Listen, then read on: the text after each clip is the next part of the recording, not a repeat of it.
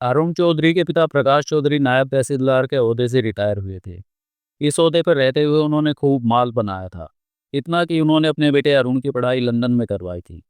जब अरुण इंग्लैंड से पढ़ाई पूरी करके लौटा था तो तभी से ही वो उसकी नौकरी के जुगाड़ में लग गए थे। हालांकि अरुण चौधरी ने बहुत कहा कि वो अभी थोड़े दिन आराम करेगा और उसके बाद IAS कंपटीशन में बैठेगा। लेकिन प्रकाश चौधरी की जिद के सामने उसे हथियार डालने ही पड़े। प्रकाश चौधरी के जुगाड़ से अरुण चौधरी को डायरेक्ट नायब तहसीलदार के रूप में सेलेक्ट कर लिया गया। उसकी पहली नियुक्ति उत्तर प्रदेश के चंदनगढ़ में हुई थी।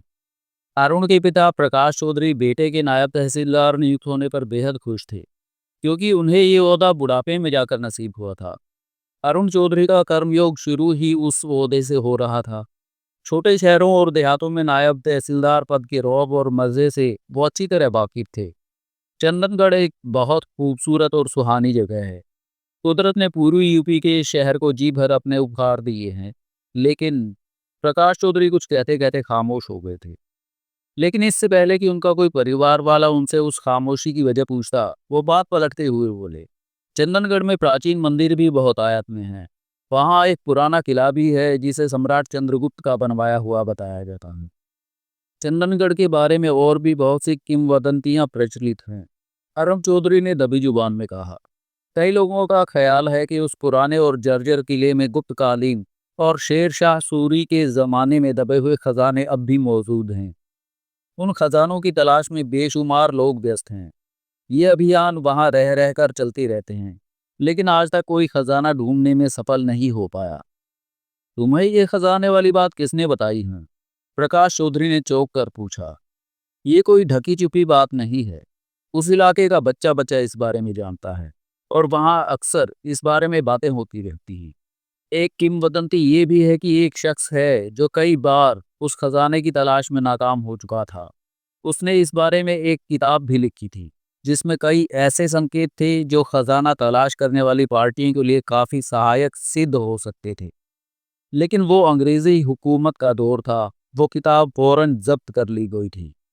ये सब फिजूल किस्से कहानियां हैं, प्रकाश चौधरी ने जल्दी से कहा। किसी भी खूबसूरत जगह को पर्यटकों को आकर्षण का केंद्र बनाने के लिए इस किस्म की बातें जानबूझकर फैलाई जाती हैं, ताकि उनकी दिलचस्पी में बढ़ोतरी हो। हालांकि इन बातों का हकीकत से दूर दूर का कोई भी नाता नहीं हुआ करता। अगर आपका ख्याल दुरुस्त है तो उस किताब को क्यों जब्त कर लिया गया? प्रकाश चौधरी की बीवी और अरुण चौधरी की मां ने पूछा। उस किताब के बारे में तो मैंने भी सुना है। सुना होगा। प्रकाश चौधरी ने आंखों के इशारे से बीवी को खामोश रहने के लिए कहा। फिर अरुण चौधरी की तरफ देखकर बोले, मेरा मशवरा है कि तुम्हें चंदनगढ़ में बहुत सावधानी से अपने कर्तव्य का निर्वहन करना होगा। इसकी कोई खास वजह है पापा? अरुण चौधरी ने अर्थपूर्ण ढंग से बाप की तरफ देखते हुए धीमे लहजे में पूछा। पहली वजह तो ये है कि सर्विस ज्वाइन करने के बाद ये तुम्हारी पहली नियुक्ति है, प्रकाश चौधरी ने बेटे को समझाने के लिए कहा। दूसरी वजह यह है कि तहसील के काम काफी कठिन और जटिल होते हैं। तीसरी वजह यह है कि चंदनगढ़ केंद्रीय गृह मंत्री का होम टाउन और उनका निर्वाचन क्षेत्र है। उनके पुश्तैनी गांव में अब भी उनकी कोठी और वहां उनका स्टाफ रहता है। इसलिए वहां के ज्यादातर मामलों में उनका भी दखल रहता है। तुम्हारी जानकारी के लिए ये बता दूं कि वो उन लोगों को बिल्कुल पसंद नहीं करता जो उसकी आंख के इशारे पर ना चले। मुझे ये बात मालूम है, अरुण चौधरी ने कहा। रही तहसील के कठिन कार्यों और जटिल मामलों की बात, तो मैं बगैर छानबीन किए कभी कोई ऐसा फैसला नहीं करूंगा जो किसी के लिए भी किसी किस्म के विवाद का विषय बन सके। मेरा एक मशविरा है, प्रकाश चौधरी ने कुछ सोचकर कहा। अगर तुम फिलहाल अपनी बीवी और बच्चे को साथ ना ले जाओ तो मुनासिब रहेगा। उसकी क्या वजह है जी? उनकी धर्मपत्नी ममता चौधरी ने पूछा। तहसील को अच्छी तरह देखने और समझने के लिए वक्त की जरूरत होती है। शुरू शुरू में तहसीलदार को ज्यादातर दौरों पर ही रहना होता है। दिन रात मेहनत करके अपने मातहतों पर काबू पाना पड़ता है। वरना अगर वो शुरू से ही सिर पर चढ़ जाएं तो फिर आगे चलकर बहुत परेशान करते हैं। अफसर को उनके इशारों पर नाचना पड़ता है। मेरा भी यही ख्याल है कि पहले वहां जाकर काम को अच्छी तरह समझ लूं और इलाका भी देख लूं। अरुण चौधरी ने बात की राय से सहमत होते हुए कहा। रवानगी कब है तुम्हारी? एक हफ्ते की मोहलत है, लेकिन मेरा ख्याल है कि जितनी जल्दी चला जाऊं अच्छा है, अरुण चौधरी ने बाप को बताया। मैंने कल शाम मानस चटर्जी को खाने पर बुलाया है। तुम्हारे जाने से पहले तुम दोनों की एक मुलाकात हो जाए तो अच्छा है। मैं जानता हूं कि चटर्जी ने मेरी सफलता की भविष्यवाणी की थी, लेकिन अरुण चौधरी ने थोड़ा रुक कर कहा, ज्योतिषियों और पंडित पुजारियों पर मेरा विश्वास नहीं है। ज्योतिषियों और पंडित पुजारियों की भविष्यवाणियों पर मुझे भी विश्वास नहीं है, प्रकाश चौधरी ने कहा। होता वही है जो विधाता ने लिख रखा होता है। लेकिन मानस मेरे पुराने दोस्तों और शुभचिंतकों में से एक हैं। उनसे एक बार मिल लेने में कोई हर्ज भी नहीं। अरुण चौधरी ने बाप की बात का कोई जवाब नहीं दिया और माँ के साथ बातों में व्यस्त हो गया। मानस चटर्जी अधेड़ उम्र के सीधे साधे बंगाली थे। वो ज्योतिष में जन्म कुंडली बनाने और भविष्य फल बताने के अलावा कुछ रहस्यमय ज्ञान भी रखते थे। वो काले जादू और तंत्र मंत्र में भी गहन रुचि रखते थे और दोस्तों की महफिलों में अपनी इन विद्याओं का प्रदर्शन किया करते थे। लेकिन एक घटना ऐसी मशहूर हुई जिसने उन्हें प्रोफेशनल बना दिया। मानस चटर्जी की शोहरत मीडिया के जरिए दूर दूर तक फैल गई और रातों रात उनकी मांग इतनी बढ़ गई कि वो रात दिन व्यस्त रहने लगे थे। इसके बावजूद वो अपने दोस्तों को नहीं भूले थे और उनके साथ पहले की तरह ही बड़े प्रेम से मिलते रहते थे। प्रकाश चौधरी से उनकी दोस्ती कॉलेज के जमाने से थी और उनके दिल कुछ इस तरह मिले थे कि वो दोनों जिगरी दोस्त बन गए थे। प्रकाश चौधरी ने उन्हें खाने पर बुलाया था और मानस चटर्जी ने अपने सारे काम छोड़कर उनकी दावत कबूल कर ली थी। अरुण चौधरी बहुत निडर और बड़े दिल गुर्दे वाला था। उसे भगवान पर पूरा विश्वास था, लेकिन उसे तंत्र मंत्र वाले उन ज्योतिषियों बाबाओं पर जरा भी यकीन नहीं था जो भविष्य का सच्चा विवरण बताने का दावा करते थे। उसका विश्वास था कि एक बार जो किस्मत में लिख दिया गया उसे दुनिया की कोई ताकत नहीं मिटा सकती। तंत्र मंत्र और काले जादू से उसकी दिलचस्पी किस्से कहानियों तक ही थी, लेकिन इस बारे में भी उसका कहना था कि भूत प्रेत, काला जादू और जंतर मंत्र की कहानियां लिखने वाले लेखक महज सीधे साधे और कमजोर दिल वालों को चौंका देने के लिए ऐसी अविश्वसनीय बातें गढ़ते हैं जिन्हें पढ़कर पढ़ने वाले के रोंगटे खड़े हो जाएं और उनकी किताबें बिकती रहें। इसीलिए प्रकाश चौधरी ने जब खाने के बाद अरुण चौधरी को उस खास कमरे में तलब किया जहां सिर्फ वो और मानस चटर्जी मौजूद थे, तो अरुण चौधरी ने मुंह बनाकर अपनी बीवी शीतल से कहा था, ना जाने पापा को मानस अंकल पर इतना विश्वास क्यों है। मिल लेने से क्या फर्क पड़ता है। शीतल ने एक व्यवहारिक बात कही, जो आपको पसंद ना आए उसे एक कान से सुनकर दूसरे कान से उड़ा देना। लेकिन एक बात आपको माननी पड़ेगी कि आपके नायब तहसीलदार बनने की भविष्यवाणी सबसे पहले चटर्जी साहब ने ही की थी। इस प्रकार की भविष्यवाणियां मैं भी कर सकता हूँ, अरुण चौधरी ने झल्लाकर कहा। किसी के भी घरेलू और पर्सनल हालात जान लेने के बाद बहुत सी बातें कह डालो। उनमें से जो सच निकल आई वो सामने वाले को जरूर प्रभावित करेंगी। जो गलत साबित हो उनके लिए कोई खूबसूरत बहाना बनाकर भक्त को संतुष्ट कर देना भी कोई बड़ी बात नहीं है। आपने बताया था कि एक खास घटना ने चटर्जी अंकल को एकदम मशहूर कर दिया था। वो खास घटना क्या थी? शीतल कई तरफ से अरुण को मानस चटर्जी से मुलाकात पर सहमत करने की कोशिश कर रही थी। जरा विस्तार से बताइए। वो भी महज संयोग ही था, अरुण चौधरी ने जवाब दिया। मानस अंकल जिस मोहल्ले में रहते थे वहां से एक युवक को कत्ल के इल्जाम में गिरफ्तार कर लिया गया था। असल बात क्या थी? शीतल ने उत्सुकता से पूछा। कोई लड़की का चक्कर था, अरुण चौधरी ने बताया। मोहल्ले के लोगों को यकीन था कि पुलिस ने सही कातिल पकड़ा है। पुलिस ने केस पक्का करने के लिए दो गवाह भी तैयार कर लिए थे और अपनी कार्यकुशलता दिखाने के लिए मीडिया में केस को खूब उछाला था। लेकिन संयोग से यही पब्लिसिटी पुलिस के बजाय चटर्जी अंकल के ज्यादा काम आ गई। वो रातों रात महाज्ञानी और विद्वान के रूप में मशहूर हो गए थे। अरुण चौधरी के लहजे में व्यंग कूट कूट कर भरा हुआ था। मैं तो समझी नहीं, शीतल ने असमंजस से कहा। जिस युवक पर हत्या का आरोप था उसके बाप ने चटर्जी अंकल से मुलाकात की और गिड़गिड़ा कर अपने बेटे की जान बचाने की प्रार्थना की थी। चटर्जी अंकल ने उनके ग्रहों की चाल ढाल देखकर बताया था कि कत्ल एक सुंदर मगर आवारा लड़की की वजह से हुआ है और जिस युवक को पुलिस ने गिरफ्तार कर रखा है वो निर्दोष है। लड़के के बाप ने सुनवाई के वक्त लड़की का नाम खास तौर से बताया था। चटर्जी अंकल के अनुसार वही लड़की कत्ल की वजह थी। सबूत के बगैर हर किसी को अदालत में नहीं घसीटा जा सकता, लेकिन कत्ल के केसेस में आमतौर पर अदालत छोटी से छोटी बात को भी नजरअंदाज नहीं किया करती ताकि कोई निर्दोष फांसी के फंदे पर ना लटक जाए। इसीलिए उस लड़की को अदालत में बुलाया गया था। बचाव पक्ष के वकील ने सख्त शब्दों में लड़की से धुआंधार जिरह की थी तो वो टिक नहीं सकी थी और उसने एक असली कातिल का नाम बता दिया था। इसका मतलब पुलिस ने जिस शख्स को पहले गिरफ्तार किया था वो वाकई बेगुनाह था, शीतल ने कहा।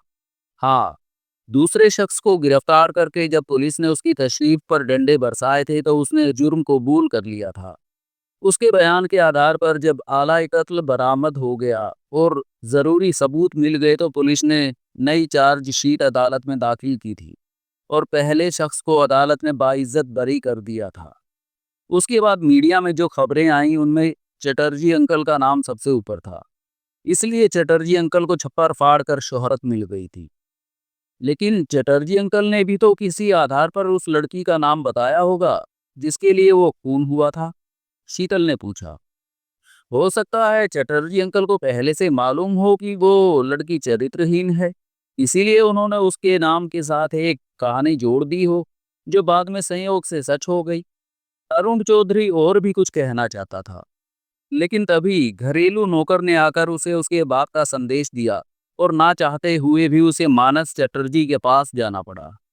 चटर्जी साहब एक सोफे पर आसन जमाए बैठे हुए थे और सेंटर टेबल पर शायद ग्रहों की चाल और वर्तमान स्थिति की कुंडली बनी हुई रखी थी। वहां दो तीन तस्वीरें भी नजर आ रही थी। प्रकाश चौधरी बड़ी श्रद्धा के साथ चटर्जी से बातों में व्यस्त थे। अरुण दिल ही दिल में मुस्कुराते हुए मानस चटर्जी के करीब सोफे पर बैठ गया। मुझे खुशी है बालक कि पढ़ाई पूरी करते ही तुम्हें एक अच्छी और दुधारू नौकरी मिल गई, चटर्जी साहब ने थोड़ी देर रस्मी बातचीत करने के बाद कहा। फिर अरुण के चेहरे को गौर से घूरते हुए कहा, तुम्हें चंदनगढ़ के लिए कब रवाना होना है?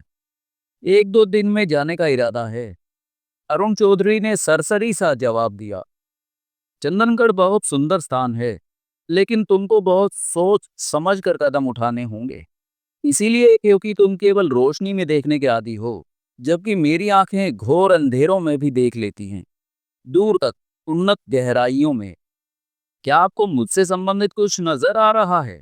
अरुण चौधरी ने गंभीरता से पूछा। लेकिन मानस चटर्जी ने उसके लहजे में छुपा व्यंग भाप लिया था। उसकी आंखों में खून की सुर्खी उभरकर स्पष्ट होने लगी थी और चौड़े सांवले माथे पर असंख्य आड़ी तिरछी रेखाएं उभर आई थी। प्रकाश चौधरी को भी बेटे का बातचीत का ढंग पसंद नहीं आया था, मगर तीर कमान से निकल चुका था, इसीलिए वो अपनी जगह कसमसा कर रह गए। चटर्जी एक दो पल तक होठ चबाते रहे, शायद वो अपना गुस्सा दबाने की कोशिश कर रहे थे। फिर वो शून्य में टकटकी बांधे यूं घूरने लगे जैसे कुछ तलाश करने की कोशिश कर रहे हों। कमरे में कुछ देर के लिए मौत का सा भयानक सन्नाटा छाया रहा। फिर चटर्जी ने सपाट और सर्द लहजे में कहा, ईश्वर को शायद यही मंजूर है। मैं कुछ समझा नहीं चटर्जी अंकल, अरुण चौधरी ने एकदम संभल कर कहा। इतनी भी क्या जल्दी है बालक, अभी तो बहुत समय पड़ा है, धीरे से काम लो, धीरे धीरे सब कुछ समझ में आने लगेगा। फिर वो मेज पे से वो कागज उठाकर देखने लगे जो शायद उन्होंने अरुण चौधरी के इस कमरे में आने से पहले तैयार किया था। उनके चेहरे पर बहुत ही रहस्यमय गंभीरता छाई हुई थी। अगर कोई खतरे की बात हो तो मैं चंदनगढ़ से बच्चे के तबादले की कोशिश भी कर सकता हूँ, प्रकाश चौधरी ने दबी जुबान में कहा। उनकी निगाहें मानस चटर्जी के चेहरे के भाव पढ़ने की कोशिश कर रही थी। दौलत की लालसा हर छोटे बड़े को अवश्य होती है। मानस चटर्जी ने प्रकाश चौधरी की बात का जवाब देने के बजाय अरुण चौधरी को घूरते हुए कहा, परंतु कभी कभी माया जाल में उलझकर मनुष्य उजालों से दूर होकर अंधकारों में भटकने लगता है। कल क्या होगा ये ईश्वर के सिवा कोई नहीं जानता। मनुष्य तो केवल अंधेरे में तीर छोड़ने का आदी है। मानस चटर्जी ने जहां प्रकाश चौधरी को बहुत कुछ सोचने के लिए मजबूर कर दिया था, वहीं एक बार की तो अरुण चौधरी भी स्तब्ध होकर रह गया था। उसे हैरत थी कि वो जो कुछ दिल में सोच रहा था वो बातें मानस चटर्जी की जुबान से निकल रही थी। वो चटर्जी को टालने के लिए कुछ कहना चाहता था, लेकिन चटर्जी ने हाथ के इशारे से उसे रोक दिया। फिर मुस्कुरा कर बोले थे, जो मनुष्य अपने आप को बहुत चतुर सुजान समझने लगता है उसके पांव दूसरों की अपेक्षा अधिक शीघ्र ही डगमगाने लगते हैं। हर चीज की परीक्षा लेना भी उचित नहीं होता। मानव हृदय तो एक खुली पुस्तक की तरह है जिसे केवल ज्ञानी पुरुष ही पढ़ सकते हैं। हर चीज को कसौटी पर कसना अच्छी आदत है, लेकिन अगर कसौटी में ही खोट हो तो मनुष्य भटक जाता है। क्या आपके ख्याल में अरुण को चंदनगढ़ में कुछ मुश्किलें पेश आने वाली हैं? प्रकाश चौधरी ने बेचैनी से पहलू बदल कर पूछा। चटर्जी से उनकी काफी खुली दोस्ती थी, लेकिन इस वक्त चटर्जी के चेहरे पर ऐसे भाव थे कि प्रकाश चौधरी की हिम्मत नहीं हुई थी कि उनसे बेतकल्लुफी से बात कर सके। दोस्तों का हिसाब दिल में होता है प्रकाश, मानस चटर्जी ने अर्थपूर्ण ढंग से कहा। तुम चिंता मत करो, बस ईश्वर से प्रार्थना करो कि जो घनघोर घटाएं घिर कर आ रही हैं वो छट जाएं। अंकल, अरुण चौधरी ने बड़ी गंभीरता से चटर्जी को संबोधित करते हुए कहा, आपने मेरे सवाल का जवाब नहीं दिया। मैं तुम्हारे सवालों का जवाब देने ही यहाँ आया था, परंतु देवताओं ने मेरी जुबान पर ताले डाल दिए हैं। तो आपको मेरे बारे में अब कुछ नहीं कहना? अरुण चौधरी ने उलझन में कहा। चटर्जी, अगर तुम्हें हमारी कोई बात बुरी लगी हो तो। नहीं दोस्त, बिल्कुल नहीं। मेरा मन तुम्हारी तरफ से बिल्कुल साफ है। इसका मतलब है कि आप पापा से नहीं मुझसे नाराज हैं? अरुण चौधरी ने धीरे से पूछा। जवाब में मानस चटर्जी के होठों पर एक बार फिर रहस्यमयी और अर्थपूर्ण मुस्कुराहट उभरी, लेकिन अगले ही पल उन्होंने गहन गंभीर स्वर में जवाब दिया। बालक, तुम सुंदर स्वस्थ युवक हो, तुम्हारे विचार ऊंचे हैं। मेरी यही प्रार्थना है कि ईश्वर तुम्हें हर आने वाली आपदा से सुरक्षित रखे, तुम्हारी इच्छाएं पूर्ण हो।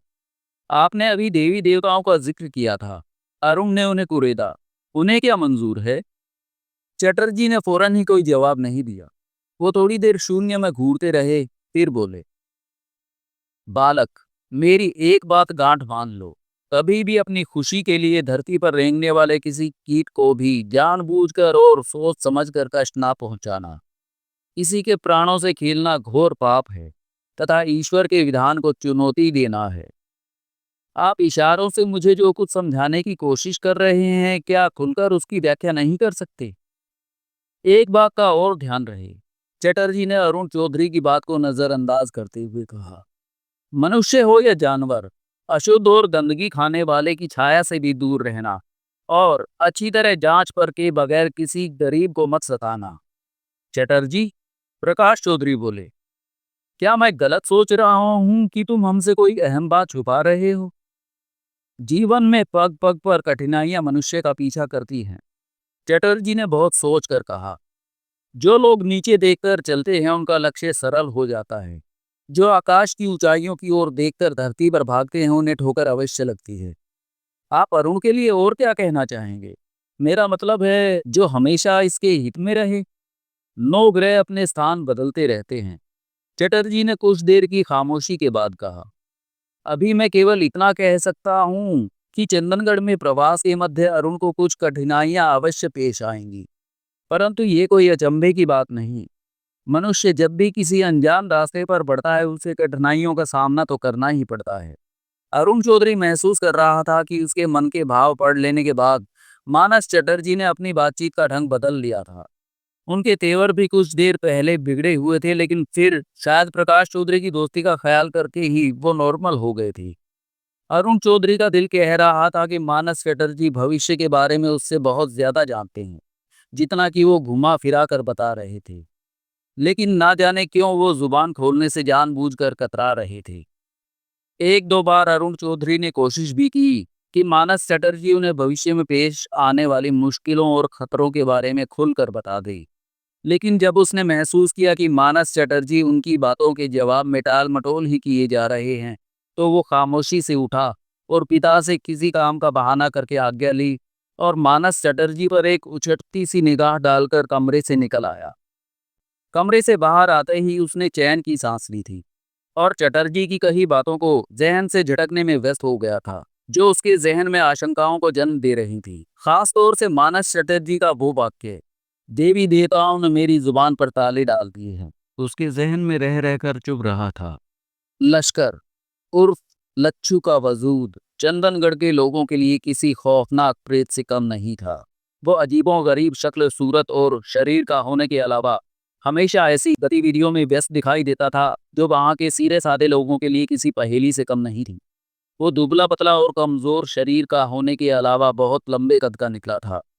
रंग इतना काला था उसका कि अगर रात के अंधेरे में किसी अजनबी की नज़र उस पर पड़ जाती तो निसंदेह वो आतंकित होकर चीख मारता और बेहोश हो जाता।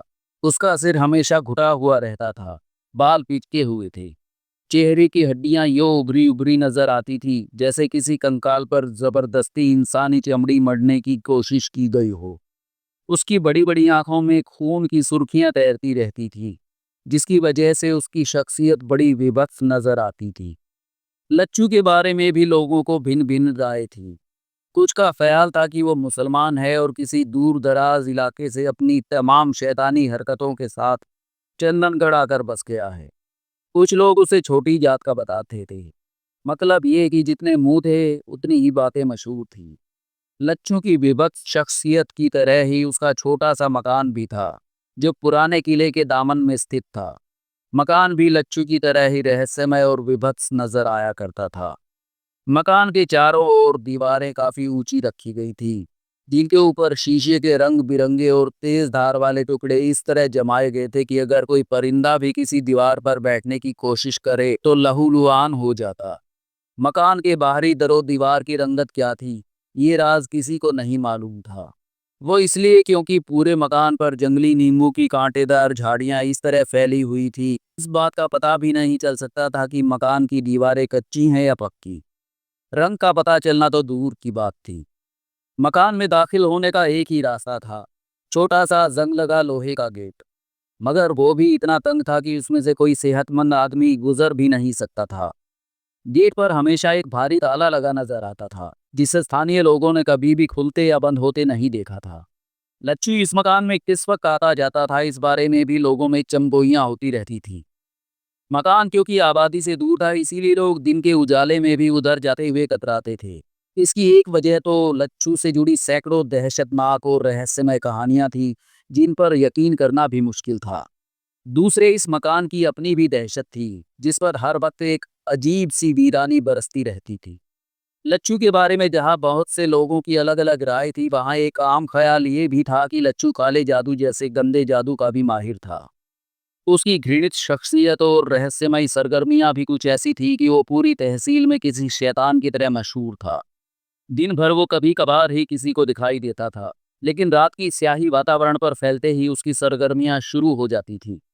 कभी वो श्मशान में समाधि लगाए दिखाई देता था, या फिर पुराने कब्रिस्तान में किसी टूटी फूटी कब्र के पास बैठा उल्टी सीधी हरकतें करता नजर आता। एक बार कुछ बुजुर्ग लोगों ने डरते डरते लच्छू से उसकी हरकतों पर पूछताछ की कि वो हिंदू होकर भी कब्रिस्तान में क्या करने जाता है। हमेशा की तरह लच्छू ने उनकी बातों का कोई जवाब नहीं दिया था। वो कुछ देर खामोश खड़ा उन्हें घूरता रहा था। इस वक्त उसकी बड़ी बड़ी आंखें दहकते हुए अंगारों की तरह सुर्ख और खौफनाक नजर आने लगी थी, और होंठ इस तरह हिल रहे थे कि उनमें से गिड़गिड़ाहट जैसी आवाज भी कहीं दूर से आती महसूस हो रही थी। वो हिकारत से आंखें फेरकर मुंह में कुछ बुदबुदाता हुआ शमशान घाट की तरफ चला गया। बुजुर्गों का ख्याल था कि उनकी पूछताछ के बाद लच्छू कब्रिस्तान का रुख नहीं करेगा, लेकिन ये ख्याल ज्यादा दिनों तक बरकरार नहीं रह सका था। हफ्ते भर बाद ही लच्छू ने दोबारा कब्रिस्तान आना जाना शुरू कर दिया था। बुजुर्गों ने एक बार फिर सिर जोड़कर मीटिंग की, लेकिन इस बार किसी ने लच्छू से पूछताछ करने की हिम्मत नहीं की थी। फिर एक घटना ऐसी घटी कि लोगों ने नजर उठाकर लच्छू की तरफ देखना भी छोड़ दिया। सर्दियों की वो रात आम रातों से कुछ ज्यादा ही बर्फीली थी। ठंडी हवा के झोंकों और शीतलहर ने पूरी तहसील को अपनी आगोश में लपेट रखा था। लोगों ने शाम होते ही अपने घरों की खिड़की और दरवाजे बंद कर रखे थे। उस रात संयोग से तहसील के मशहूर रईस अहमद खान का जवान लड़का, जो कुछ दिनों से बीमार चल रहा था, वो मर गया। अहमद खान के घर से रोने धोने की आवाजें उठी तो पास पड़ोस के कुछ लोग भी वहां जमा हो गए। लोगों का मशविरा था कि मैयत को सुबह होने से पहले ही दफन किया जाए, लेकिन खुद खान साहब पुराने ख्यालों वाले थे। वो मैयत को जल्द से जल्द सुपुर्दे खाक कर देना चाहते थे। इसीलिए उन्होंने अपने पुराने नौकर अफजल खान को कब्रिस्तान रवाना किया, ताकि वो जाकर गोरकन को कब्र तैयार करने की ताकीद कराए और फजर की नमाज के साथ ही नमाज जनाजा अदा करके मुर्दे को दफना दिया जाए। अफजल खान बेहद फुर्तीला और निडर आदमी था। मालिक की हिदायत मिलते ही उसने अपने जिस्म पर कंबल लपेटकर लठ संभाला और फौरन कब्रिस्तान जाने के लिए रवाना हो गया था। कब्रिस्तान का फासला अहमद खान के घर से करीब 1 मील था, लेकिन श्मशान की तरफ से जाने पर वो रास्ता शॉर्ट होकर 4 साढ़े फरलांग रह जाता था। सर्दी के कहर और मौके की नज़ाकत को ध्यान में रखते हुए अफजल खान ने श्मशान वाले रास्ते को ही तरजीह दी। यही उसकी भूल थी जिसका खमियाजा उसे बाद में भुगतना पड़ा था। अफजल खान इसी इलाके में पैदा हुआ था, इसीलिए यहाँ के चप्पे चप्पे से वाकिफ था। तमाम रास्ते और पगडंडियां तक उसकी देखी भाली थी। अंधेरे के बावजूद वो जाने पहचाने रास्तों पर तेज तेज कदम उठाता भागता रहा था। उस वक्त अफजल खान के जहन में बस एक ही ख्याल था, गोरकुन से मिलकर उसे जल्द अज जल्द कब्र तैयार करने की हिदायत देना। शायद यही वजह थी कि लच्छू का ख्याल उसके जहन के किसी भी कोने से नहीं उभरा था। वो अपनी धुन में मगन कंबल को अच्छी तरह अपने शरीर पर लपेटे तेज तेज पग मार रहा था, लेकिन श्मशान के करीब पहुंचकर वो इस तरह चौंक कर ठिठक गया था जैसे कोई भयानक सपना देखते देखते किसी की आंख खुल गई हो। वो आवाज कुछ ऐसी ही थी जैसे कोई मुसीबत का मारा सिसक रहा हो। अफजल खान उस आवाज को सुनकर ही ठिठका था। अंधेरे के बावजूद कुछ दूरी तक अफजल खान की नजरें देख सकती थी। कुछ पल वो अपनी जगह खड़ा आवाज की दिशा का अंदाजा लगाता रहा। फिर उसके पूरे वजूद में खौफ और खतरे की सर्द लहर दौड़ गई। लच्छू और श्मशान के ख्याल एक साथ उसके जहन में बिजली बनकर कौंधे थे। एक पल के लिए उसने सोचा कि वो जहां खड़ा है वहीं से वापस लौट जाए, लेकिन एक तो उसे कब्र की तैयारी की चिंता थी, दूसरे सिस्कारियों की वो आवाज थी जिसने उसके पांव जैसे धरती में गाड़ दिए थे। वो आवाज की दिशा में कान लगाए सुनता रहा, फिर इस ख्याल से कि शायद कोई मुसीबत का मारा सर्दी से ठिठुर कर जीवन की आखिरी जंग लड़ रहा हो। अफजल खान की नसों में खून की रफ्तार तेज हो गई। लाठी पर पकड़ मजबूत करके वो धीरे धीरे आवाज की दिशा में कदम उठाने लगा। मगर उसके बाद उसकी आंखों ने जो मंजर देखा, हालांकि वो धुंधला था लेकिन फिर भी अफजल खान के होश उड़ा देने के लिए काफी था। सफेद रंग की कोई 5 साढ़े 5 फुट की चीज ठंडी होती चिताओं में हड्डियों और राख में तड़प रही थी, और किसी काले रंग की बला ने उसे जकड़ रखा था। सिसकारियों की आवाजें ठीक उसी जगह से उभर रही थी। अफजल खान के जहन में फौरन ये ख्याल उभरा था कि वो कोई सफेद चमड़ी वाली औरत थी जिसे किसी अजगर ने अपनी लपेट में ले रखा था, और औरत खौफ और दहशत से सिसक रही थी। ये ख्याल जहन में आते ही अफजल खान किसी माहिर शिकारी की तरह चौकन्ना हो गया था। कंबल उसकी चुस्ती फुर्ती में बाधक बन सकता था, इसीलिए उसने सर्दी की परवाह किए बगैर उसे धीरे से शरीर से अलग किया और जमीन पर रख दिया। उसके बाद वो दोनों हाथ लाठी पर जमा कर आगे बढ़ने लगा।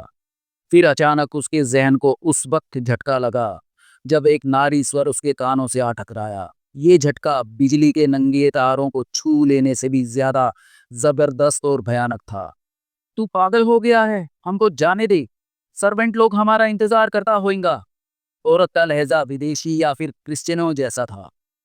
प्यारी सुंदरी, लच्छू की बाहों में सिमट आने के बाद तुम्हें किसी बात की चिंता नहीं करनी चाहिए। ये लच्छू की आवाज थी।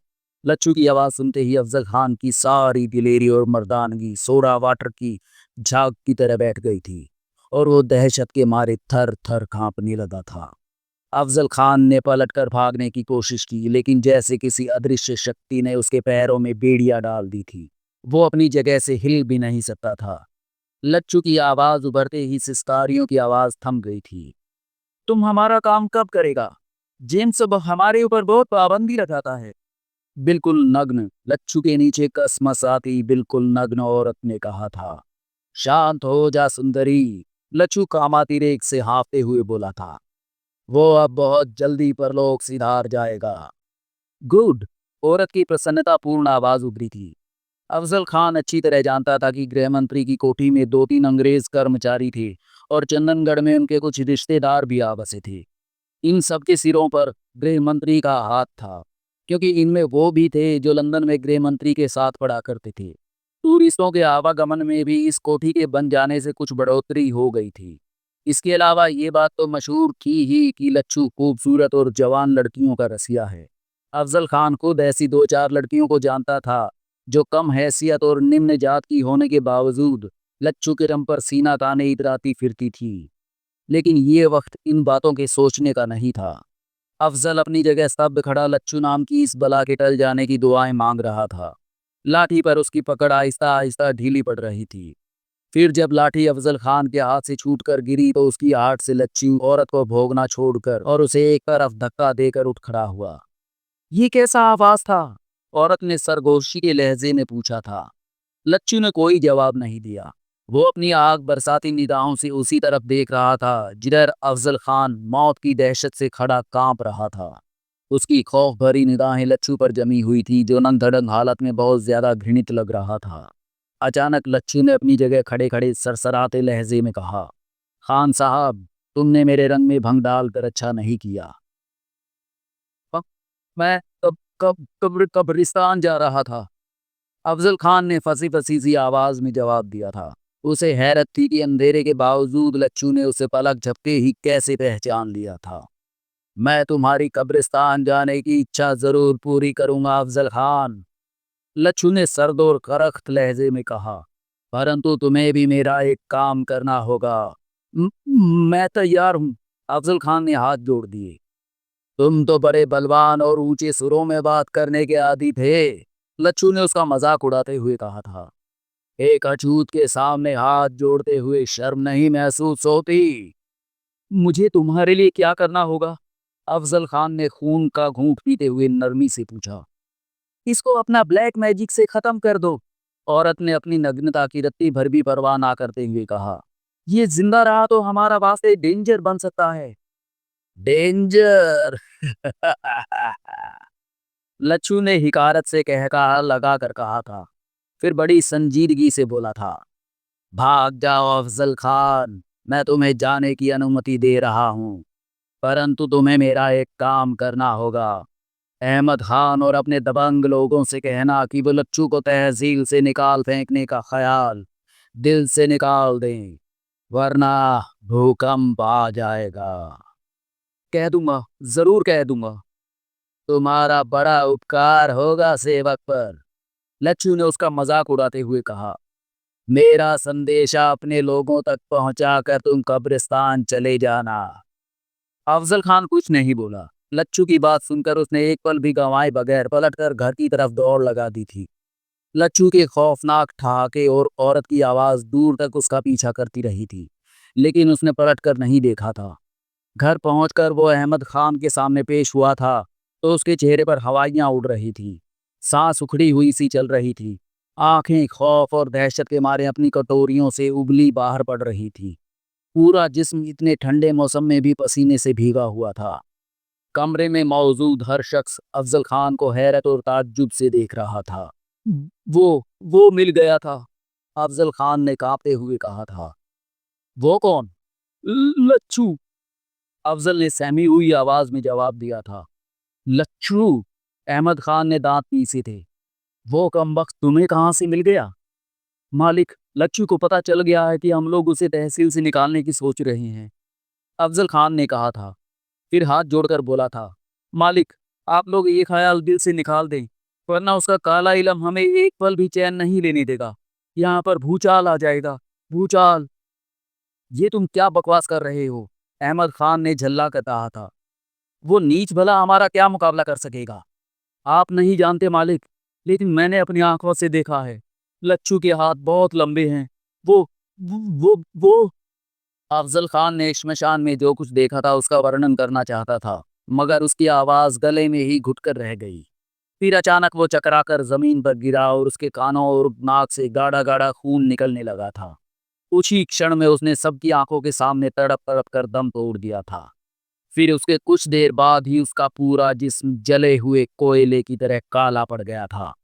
कमरे में जो लोग मौजूद थे वो फटी फटी आंखों से अफजल खान के भयानक अंजाम को देख रहे थे। लच्छू की शख्सियत तहसील के लोगों के लिए हमेशा रहस्यमयी रही थी, लेकिन अफजल खान की भयानक मौत के बाद उनके दिलों पर लच्छू की दहशत और ज्यादा बैठ गई थी। अहमद खान ने किसी तरह रात गुजारी थी। सुबह बेटे को सुपुर्दे खाक किया। कुछ दिनों तक वो चुपचाप रहा। फिर एक दिन उसने चंदनगढ़ से चले जाने का फैसला कर लिया था। वो अपना बोरिया बिस्तर समेटकर परिवार सहित इलाहाबाद शिफ्ट हो गया था। खान साहब के निकल भागने की खबर जब चंदनगढ़ में फैली तो ना सिर्फ लोगों के दिलों में खौफ और दहशत की लहर दौड़ गई, बल्कि लच्छू के हौसले बहुत ज्यादा बढ़ गए थे।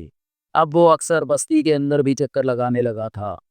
दूसरा किस्सा भी कुछ इसी तरह का था, जिसने तहसील में बसने वाले मुसलमानों को खास तौर से उत्तेजित कर दिया था। इस घटना का संबंध एक ऐसे शख्स से था जो झाड़ फूंक और गंदे तावीज़ किया करता था और काफ़ी मशहूर था अपने काम में। एक मौके पर उसने अपने चेलों की मौजूदगी में लच्छू को न सिर्फ गंदी गंदी गालियां दी, बल्कि यहाँ तक दावा कर दिया कि वो अपने गंदे तावीज़ों से लच्छू को मौत के घाट भी उतार सकता है। कुछ जले भुने लोगों ने उस शख्स को उकसाया कि वो लच्छू के गंदे वजूद को ख़त्म करके चंदनगढ़ को पाक कर दे।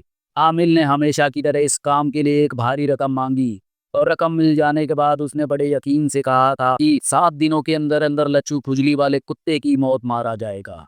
ये खबर शायद किसी तरह लच्छू के कानों तक भी पहुंच गई थी। देखने सुनने वालों का कहना था कि लच्छू ये बात सुनकर बड़ी विभत्स मुस्कान मुस्काया था। चंदनगढ़ के लोग आमिल के यकीन दिलाने के बाद लच्छू की मौत के इंतजार में एक एक दिन गिन रहे थे, मगर जो कुछ हुआ वो उनकी अपेक्षा के विपरीत हुआ था। आमिल के दावे के ठीक 7 दिन बाद लोगों ने खुद आमिल को उसकी बैठक में मुर्दा पाया था। उसके कमरे में पड़े संदूक में से आटे का बना एक पुतला मिला था, जिसकी शक्ल उस आमिल से मिलती जुलती थी। पुतले के सिर और सीने के अलावा और भी बहुत जगह सुइयां चुभी हुई थी। बाद में जब पुलिस ने उसका पोस्टमार्टम करवाया तो उसके जिस्म में भी उतनी लंबी लंबी सुइयां घुसी मिली थी, जितनी की आटे के उस पुतले में घुसी पाई गई थी। इसके अलावा और भी ऐसी कई घटनाएं हुई थी, जिसने चंदनगढ़ के वासियों के दिलों पर ऐसी दहशत बिठा दी थी कि वो किसी हादसे के खौफ से लच्छू से दूर दूर ही रहने लगे थे। कुछ बुजुर्गों ने डरते डरते बताया था कि लच्छू खुद एक प्रेतात्मा है जो किसी खास मकसद के लिए अभी तक चंदनगढ़ में भटक रही है। अरुण चौधरी ने अपनी कुदरती योग्यताओं और क्षमताओं द्वारा बहुत थोड़े समय में ही अपने ऑफिस के मामलों पर काबू पा लिया था। चंदनगढ़ आने के बाद उसने सबसे पहले तहसील का विस्तृत दौरा किया, फिर ऑफिस की तरफ ध्यान दिया था। उसने तमाम रिकॉर्ड्स चेक किए थे और सख्ती से हुक्म दिया था कि हर काम को निहायत ही सावधानी से कम समय में निपटाने की कोशिश की जाए, ताकि जनता को किसी किस्म की दुश्वारी का सामना न करना पड़े। अरुण चौधरी ने ये बात ख़ास तौर पर महसूस की कि उससे पहले जो नायब तहसीलदार था, उसने 2 दूनी 4 करने के लिए ऑफिस के स्टाफ को बहुत ढील दे रखी थी, जिसकी वजह से कर्मचारियों में बहुत आज़ादी पाई जाने लगी थी। सभी अपने आप को तुर्रम खान समझने लगे थे। अरुण चौधरी ने इस मामले में बड़ी समझदारी का सबूत दिया था। उसने कुछ दिनों तक तो स्टाफ की खिंचाई की थी। उसके बाद उसने अपने रवैये में थोड़ी लचक पैदा करनी शुरू कर दी थी। इसके अलावा अरुण चौधरी ने उन्हें वो सुविधाएं भी उपलब्ध करवाई थी जो उन्हें अब तक नहीं मिल रही थी। अफसर और मातहत के दरमियान जो फासला होना चाहिए वो उसने कायम रखा था, लेकिन जिस तरह उसने एक एक आदमी को अकेले में बुलाकर उनकी परेशानियों के बारे में मालूम ही नहीं किया, बल्कि उनका हल भी निकाला था, उससे पूरा स्टाफ उनका प्रशंसक हो गया। अमर सिंह, जो पूरे स्टाफ का इंचार्ज था, उसे अरुण चौधरी ने ख़ास तौर पर अपने करीब कर लिया था। लेकिन ये बात अमर सिंह भी समझ रहा था कि जिस दिन उसने लक्ष्मण रेखा पार की, वो अरुण चौधरी का कोप भाजन बन जाएगा। देखने में वो एक मेहनती और नेक आदमी था। तहसील का पुराना कर्मचारी था, इसलिए अपने काम में दक्ष भी था।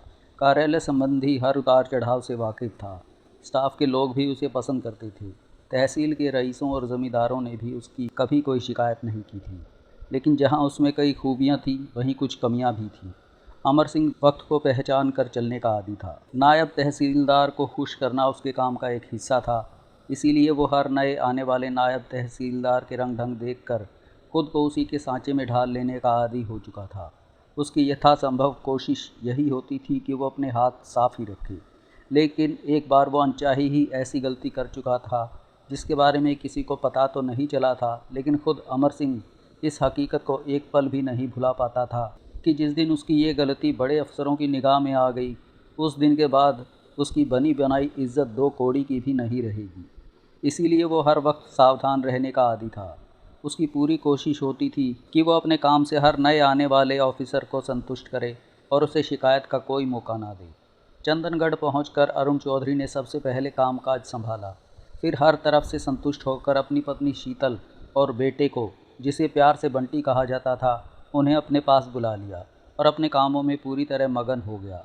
अरुण चौधरी ने चंदनगढ़ में रहने वाले अंग्रेज़ों के साथ अपना व्यवहार नर्म ही रखा था। अमर सिंह के सहयोग से उसने उन विदेशियों की भी लिस्ट बनवाई थी जिनका संबंध या तो गृह मंत्री की कोठी से था या फिर वहां बसने वालों से उनके गहरे ताल्लुकात थे। 1 साल की अवधि में अरुण चौधरी अपनी व्यवहार कुशलता, अच्छी पर्सनैलिटी और कार्यकुशलता से न सिर्फ स्टाफ में लोकप्रिय हो चुका था बल्कि चंदनगढ़ के जाने माने लोग भी उसे जानने पहचानने लगे थे। इन सब बातों में अरुण चौधरी की दूरदर्शिता और कार्यशैली का सबसे बड़ा हाथ था। सरकार ने नदी किनारे की एक कोठी, जिसमें कम से कम 11 कमरे थे, अरुण को रहने के लिए दी थी। कोठी अंग्रेज़ों के ज़माने की थी और तब से अब तक नायब तहसीलदारों को ही दी जाती थी। कोठी खुली, बड़ी थी और वातावरण बहुत सुंदर था। पहला नायब तहसीलदार इस कोठी में बैठा ऐश किया करता था और स्टाफ करीब 2 मील दूर अपने ऑफिस में बैठ मनमानी करते रहते थे। अरुण चौधरी ने युक्ति से काम लेते हुए अपनी कोठी के बाईं तरफ वाले 4 कमरे ऑफिस के लिए रिज़र्व कर दिए थे। सामने वाले 4 कमरे उसने अपनी रिहाइश के लिए रखे थे और पिछले हिस्से के 3 कमरे उसने नौकरों और स्टोर के लिए रहने दिए थे। इस युक्ति से जहां चंदनगढ़ के ज़मींदारों और किसानों को सुविधा हो गई थी, वहीं खुद अरुण चौधरी भी काफ़ी भागदौड़ से बच जाता था। ऑफिस साथ ही होने से एक तो उसे पल पल की खबर मिलती रहती थी, दूसरे किसी काम से आने वाले लोगों को ऑफिस और तहसीलदार के घर के अलग अलग चक्कर नहीं लगाने पड़ते थे।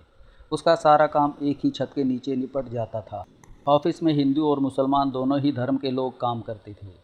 अरुण चौधरी का व्यवहार दोनों ही धर्म के लोगों के साथ एक समान था। ज़ाती तौर पर भी वो बहुत मेहनती ऑफिसर था, इसीलिए स्टाफ वाले भी अपने काम में कोताही नहीं कर पाते थे। इस वक्त भी अरुण चौधरी अपने ऑफिस में बैठा एक जायदाद की फ़ाइल का अध्ययन कर रहा था।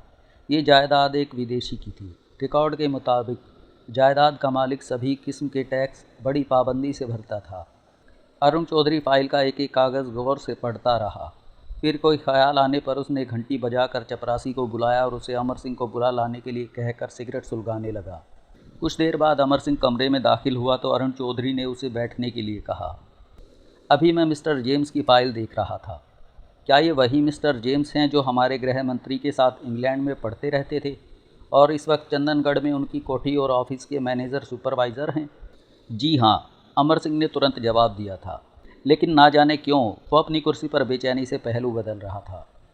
हैरत की बात है, अरुण चौधरी ने मुस्कुरा कर कहा, मेरी सूचना के अनुसार तो जेम्स को गृह मंत्री की कोठी में भी रहने के लिए एक एनेक्सी मिली हुई है, फिर उन्हें अलग कोठी बनवाने की क्या ज़रूरत आ पड़ी?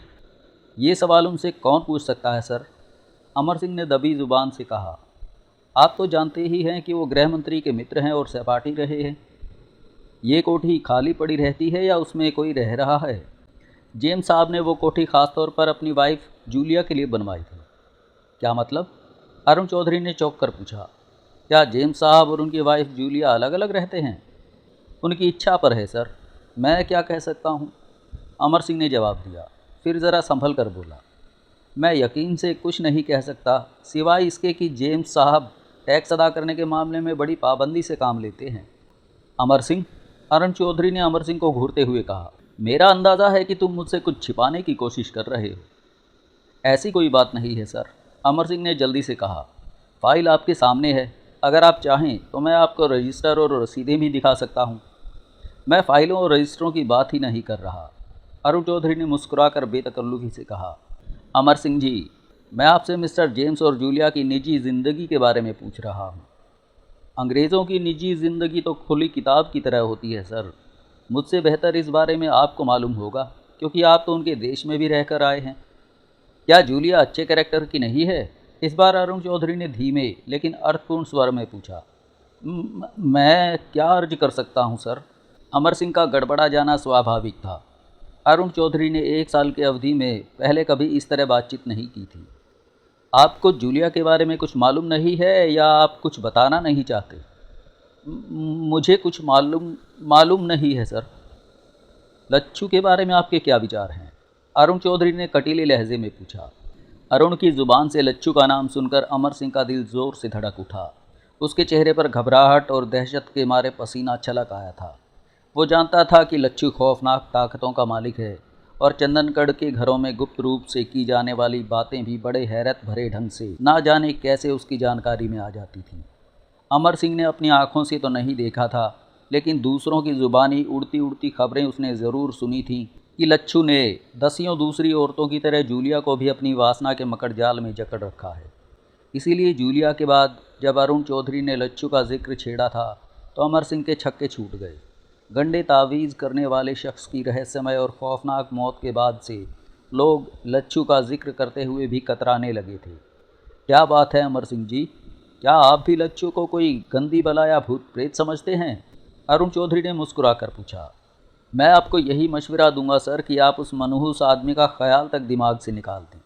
अमर सिंह ने डरते डरते कहा। वो काली ताकतों का मालिक है। आपने भी स्थानीय लोगों से उसके बारे में थोड़ा बहुत ज़रूर सुन रखा होगा। वो निहायत ही गंदा, भ्रष्ट और अजीब सा आदमी है। अगर वह आदमी ही है तो यहाँ का एक भी शख्स उसे पसंद नहीं करता। उसकी शक्ल देखना तो दूर की बात है, कोई उसका नाम तक लेना पसंद नहीं करता। लोग बहुत डरते हैं उसका नाम लेते हुए भी। अरुण चौधरी और कुछ कहना ही चाहता था कि तभी चपरासी ने अंदर आकर किसी कासिम रिजवी के नाम की पर्ची उसके सामने रख दी। अरुण चौधरी ने एक निगाह पर्ची पर डाली और फिर अमर सिंह से संजीदगी से पूछा, ये कासिम रिजवी कौन है? अगर मैं गलत नहीं हूँ तो कासिम रिजवी साहब हमारे करीब वाली मस्जिद के मौज़न हैं। हो सकता है किसी काम से तशरीफ़ लाए हों। ठीक है, अरुण चौधरी ने कहा, उन साहब को अंदर बुला लो। मैं अब इजाज़त चाहता हूँ सर, अमर सिंह ने उठते हुए दबी ज़ुबान से कहा। फिर अरुण चौधरी का जवाब सुने बगैर ही तेज़ी के साथ कमरे से बाहर निकल गया। लच्छू के जिक्र ने उसके जहन को झंझोड़ कर रख दिया था।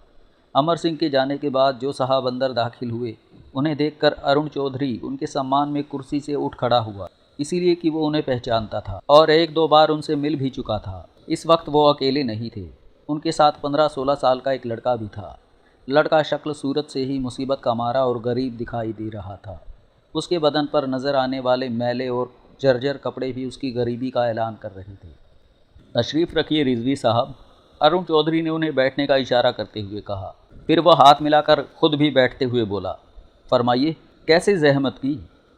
इस बच्चे को आपकी खिदमत के लिए लाया हूँ, कासिम रिजवी ने लड़के की तरफ इशारा करके कहा। बड़ी कृपा है आपकी, लेकिन मेरे पास तो पहले से ही 3-4 कर्मचारी हैं। ये यतीम और निरीह बच्चा है साहब, कासिम रिजवी ने बड़ी नम्रता से सिफारिश की। इसे अपने माँ बाप के बारे में भी कुछ पता नहीं। 1 हफ़्ता पहले भटकता हुआ कहीं से यहाँ आया था और मेरे पास पहुँचा था तो मैंने इसे खाना दे दिया था। तब से मेरे ही दरवाजे पर पड़ा रहता है और मैं अपनी थोड़ी सी तनख्वाह में इसका बोझ बर्दाश्त नहीं कर सकता। आप अगर तरस खाकर इसे अपने घर में पनाह दे दें तो ये बग़ैर तनख्वाह के सिर्फ 2 रोटी खाकर ही आपके बीवी बच्चों की खिदमत कर दिया करेगा, वरना दूसरी सूरत में मुझे इसको किसी यतीम खाने के हवाले करना पड़ेगा। अरुण चौधरी ने लड़के की तरफ देखा जो सिर झुकाए बड़े दयनीय ढंग से अपनी किस्मत का फैसला सुनने की प्रतीक्षा कर रहा था। उसकी आंखों में एक खामोश प्रार्थना थी। अरुण चौधरी को उसकी बेबसी पर दया आ गई। उसके दिल में फ़ौरन ये ख्याल आया था कि सरकारी नौकर जो उम्र में बड़ा था, उसके बजाय ये लड़का घर के अंदर का काम करने के लिए बेहतर रहेगा। इसीलिए उसने सीधा लड़के से सवाल किया, तुम्हारा नाम क्या है? अस्पताल वाले मुझे वस्सू नाम से पुकारते थे, हो सकता है यही मेरा नाम हो। तुम अस्पताल क्यों गए थे? अरुण चौधरी ने उसके जवाब से प्रभावित होकर पूछा। मुझे कुछ याद नहीं है, लड़के ने इस बार रोंदी हुई आवाज़ में बिसरते हुए कहा। मुझे तो ये भी नहीं मालूम कि मेरे माँ बाप कौन हैं भी या नहीं। मुझे तो बस इतना ही याद है कि जब मुझे होश आया था तो मैं अस्पताल के बिस्तर पर पड़ा हुआ था। मेरे यहाँ काम करोगे? अरुण चौधरी ने मुस्कुराकर उसकी हिम्मत बढ़ाई। आप जो कहेंगे वही करूँगा, लड़के ने हाथ जोड़कर दर्द भरे लहजे में कहा। अरुण चौधरी ने ऑफिस के एक क्लर्क को बुलाकर उसे कुछ रुपए दिए और इंग्लिश में कहा कि वो लड़के को साथ ले जाकर इसका हुलिया सुधरवा लाए और पहनने के लिए 1-2 रेडीमेड कपड़ों के जोड़े भी खरीद दे। खुदा एक यतीम और बेपार और मददगार की मदद करने पर इसका अज्र अजीम फरमाए। कासिम रिजवी ने बस्सू के जाने के बाद अरुण चौधरी के हक़ में दुआ की और फिर बोला, मेरा ख्याल है कि ये बच्चा किसी दर्दनाक हादसे का शिकार होकर अपने माँ बाप से बिछुड़ गया है और अपनी याददाश्त खो बैठा है। कुछ भी रहा हो, आप इस बात के गवाह रहिएगा कि ये बच्चा आपके माध्यम से मेरे पास पहुंचा है। मैंने इसे कहीं से अगवा नहीं करवाया। जवाब में कासिम रिजवी मुस्कुरा कर रह गए। आप क्या पीना पसंद करेंगे, चाय या कुछ ठंडा? फ़िलहाल तो मैं इजाज़त चाहूँगा तहसीलदार साहब, कासिम रिजवी उठते हुए बोले। आपने जिस अंदाज़ में मेरी बात रख ली है उसके लिए मैं आपका बेहद शुक्रगुज़ार हूँ। मैं आपसे एक बात पूछना चाहता हूँ, अरुण बोला। फरमाइए, मेरे लायक क्या खिदमत है? कासिम रिजवी ने नम्रता से कहा। नहीं, ऐसे नहीं, पहले आप मुझसे वादा कीजिए कि आप मुझे मायूस नहीं करेंगे। क्या आपको तवक्को है कि मैं आपको मायूस भी कर सकता हूँ? दरअसल मैं आपसे लच्छू के बारे में पूछना चाहता हूँ। ला हौल वला कुव्वत। कासिम रिजवी ने दोनों कानों को हाथ लगाते हुए जल्दी से कहा। आप किस गंदे मलून का जिक्र कर बैठे? मेरा मशवरा है कि आप ऊपर वाले से तौबा कहिए और लच्छू के साए से भी दूर रहने की कोशिश कीजिए। वो कोई इंसान नहीं, कोई भटकती हुई बदरूह यानी दुष्टात्मा है, जिसे शायद नर्क और जहन्नम की आग ने भी कबूल करने से इनकार कर दिया है। लानत भेजते रहा कीजिए उस कमबख्त के नाम पर। खुदा हम सबको उसके गंदे और गलीज अमल से अपने हफ़ज़ और अमान में रखे। कासिम रिजवी अपना जुमला पूरा करते हुए तेज़ी के साथ कमरे से बाहर निकल गए तो अरुण चौधरी कुछ देर खामोश बैठा शून्य में तकता रहा। अंदाज ऐसा ही था जैसे वो किसी अहम समस्या के बारे में किसी आखिरी नतीजे पर पहुंचने की कोशिश कर रहा हो। फिर वो इस तरह चौंका जैसे कोई जुर्म करते हुए रंगे हाथों पकड़ा गया हो। अरुण चौधरी ने जेब से रुमाल निकालकर चेहरे पर उभर आए पसीने की बूंदों को साफ किया। फिर जल्दी से एक फ़ाइल उठाकर उसके पन्ने पलटने में व्यस्त हो गया। उसके जहन में लगातार कोई ख्याल अपनी पकड़ मजबूत कर रहा था। वो रात काफ़ी सर्द, अंधेरी और बला की रात थी। बारिश और तूफ़ानी हवाओं ने चंदनगढ़ के वासियों को शाम में ही घरों की खिड़कियों और दरवाजे बंद करके दुबक जाने पर मजबूर कर दिया था। हवाओं की झक्कड़ इस तरह शोर मचाते फिर रहे थे जैसे पूरे चंदनगढ़ पर प्रेतों, पिशाचों और चुड़ैलों ने हमला कर दिया हो। इस वक्त रात के 11 बज रहे थे। लच्छू अपने विभत्स घर के एक कमरे में चक्र के दरमियान समाधि लगाए सख्ती से आंखें बंद किए हुए बैठा था। उसके जिस्म पर सिर्फ एक लंगोटी नज़र आ रही थी और माथे पर उसने लाल और सफ़ेद रंग की आड़ी तिरछी लकीरें खींच रखी थीं। चक्र में उसके पैरों के करीब एक पुरानी इंसानी खोपड़ी रखी हुई थी। कमरे में सिर्फ एक दीपक जल रहा था, जिसकी लौ पुरानी और बदरंग दीवारों पर बड़े खौफनाक साए बना रही थी। करीब 1 घंटे से लच्छू इसी मुद्रा में आंखें बंद किए किसी प्रस्तर प्रतिमा की तरह बैठा हुआ था। सिर्फ उसके होंठ हिल रहे थे, जिनके हिलने की गति कभी तेज़ हो जाती थी और कभी सुस्त पड़ जाती थी। वो शायद कोई मंत्र सिद्ध कर रहा था। उसके काले शरीर पर मली हुई भभूत के अलावा लाल और सफ़ेद रेखाएं भी खिंची हुई थीं, जिसने उसकी शख्सियत को बहुत खौफनाक बना दिया था। वो पूरी तरह अपने किसी अनुष्ठान में मगन था। फिर उसके होठों की हरकत तूफ़ानी रूप अपनाने लगी और अब उसके बुदबुदाने की धीमी धीमी आवाज़ें भी कमरे में गूंजने लगी थीं। कमरे का माहौल बहुत रहस्यमय और डरावना हो गया था। अचानक लच्छू के होंठ हिलना बंद हो गए। उसने आंखें खोल दी, जो किसी दहकते हुए अलाव की तरह नज़र आ रही थीं। उसकी निगाहें अब उसी इंसानी खोपड़ी पर केंद्रित थी जो उसके पैरों के पास रखी हुई थी। काफ़ी देर तक वो टकटकी बांधे खोपड़ी को घूरता रहा। फिर उसके घिनौने होठों पर एक विभत्स मुस्कुराहट प्रकट होकर फैलती चली गई। उसने खोपड़ी को घूरते हुए बड़े प्यार भरे लहजे में कहा, आज पूरे 5 साल बाद फिर वही रात आ गई है, वही भयानक रात जब मैंने सच्चे तन मन से सांवली को अपने तन मन की रानी बनाने का फैसला किया था। लेकिन तू लच्छू के रास्ते की दीवार बन गई थी। लच्छू की आवाज़ में अचानक सख्त घृणा भर आई। तुझे याद है ना जमुना, तूने सांवली के लिए क्या क्या सपने बुने थे। तू सांवली को धर्मचंद के कदमों में फेंक कर तीर्थ यात्रा के लिए जाना चाहती थी, सिर्फ इसलिए क्योंकि धर्मचंद के पास दौलत थी। उस हरामी पिल्ले ने तुझे किसी वेश्या की तरह खरीद लिया था। तू धर्मचंद की जुबान बोल रही थी। तूने लच्छू को अछूत और भिखारी कहकर दुत्कार दिया था। याद है तुझे? तूने लच्छू को नीच जात का कहकर उसका अपमान किया था। लच्छू के चेहरे पर खौफनाक परछाइयों का नाच तेज हो गया। उसने हिकारत से चीख कर खोपड़ी को संबोधित किया। कहाँ गए तेरे सपने कुतिया? किधर खो गया तेरा चहिता धर्मचंद? खुद तेरा अंत कितना भयानक हुआ। तेरे तिरिया हठ ने सत्यानाश कर दिया। तूने लच्छू का अपमान किया था। तू भूल गई थी पापिन की लच्छू की शक्ति अपार है। तूने लच्छू के कहर को पुकारा था। तेरे ही कारण सुंदर और कोमल और हिरणी की तरह चंचल सांवली तेरे घमंड की भेंट चढ़ गई थी। सब कुछ जलकर भस्म हो गया था, परंतु लच्छू ने उसकी हड्डियों को समेट कर संजो लिया था। वो हड्डियां बेजान हैं, परंतु लच्छू की महान शक्ति अपनी सांवली को दोबारा जीवन दान दे सकती है। आज मैं तुझे दिखाऊंगा कि शरीर और आत्मा का बंधन कैसा टूट होता है।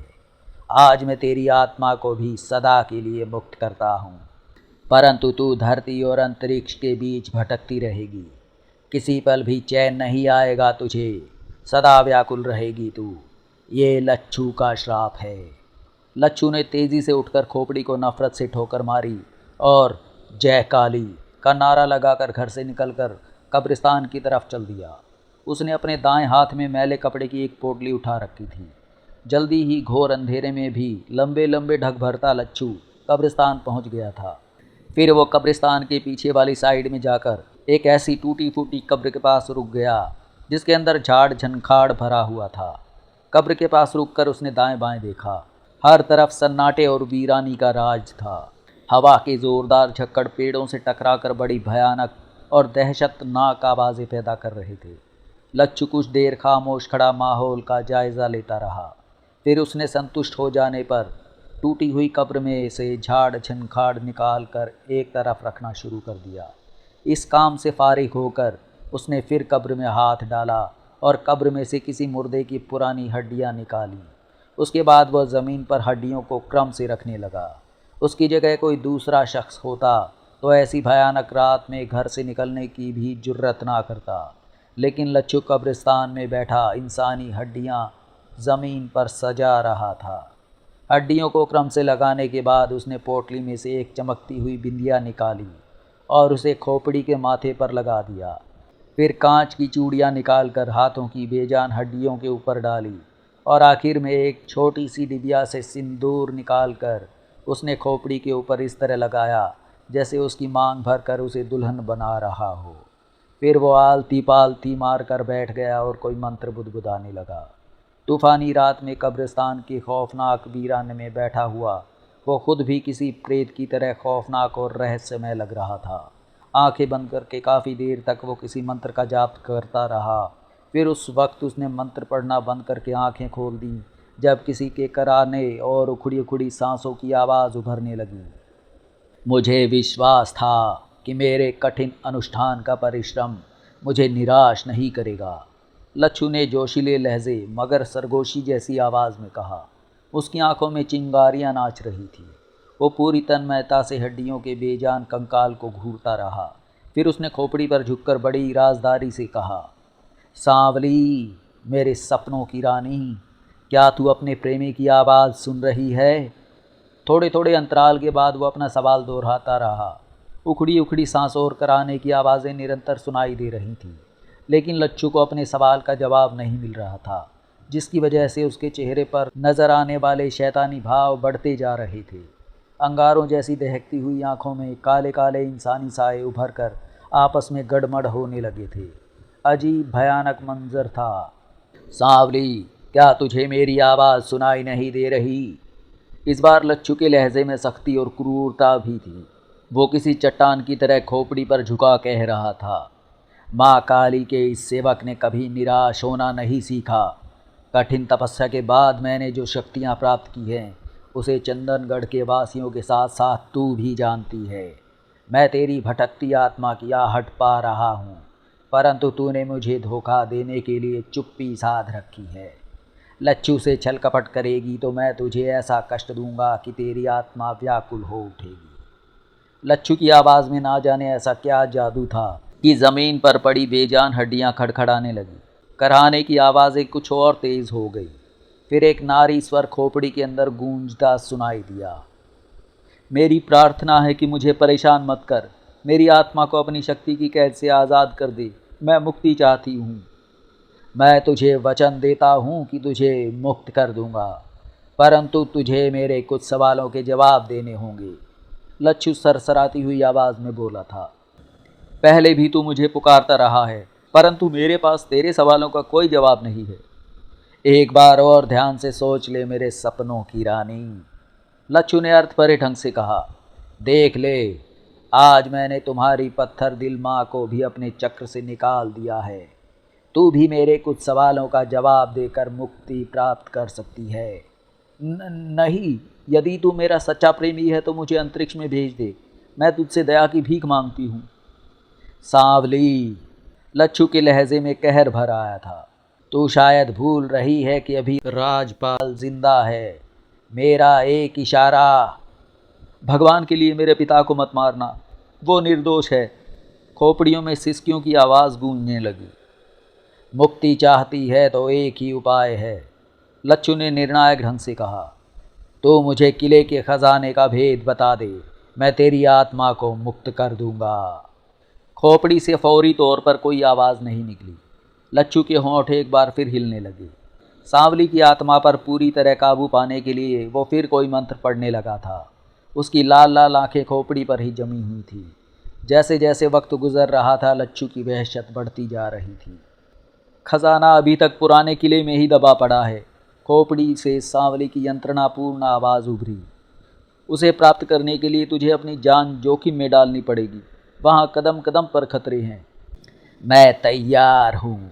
लच्छू की आंखें चमकने लगी थी। क्या तुझे मालूम है कि वो खजाना कहाँ दफन है? नहीं, खजाने पर काली के दूत पहरा दे रहे हैं, मैं वहाँ तक नहीं जा सकती। फिर? लच्छू ने तेजी से सवाल किया। इसके लिए मुझे क्या करना चाहिए? तुझे माँ काली के पवित्र चरणों में किसी बालक की बलि चढ़ानी होगी। सांवली की आवाज़ खोपड़ी में गूंजी। काली के सेवकों को प्रसन्न करने के लिए तुम्हें बलि देनी होगी। और कोई ख़ास बात? हाँ। कुछ देर की खामोशी के बाद खोपड़ी में आवाज़ गूंजी।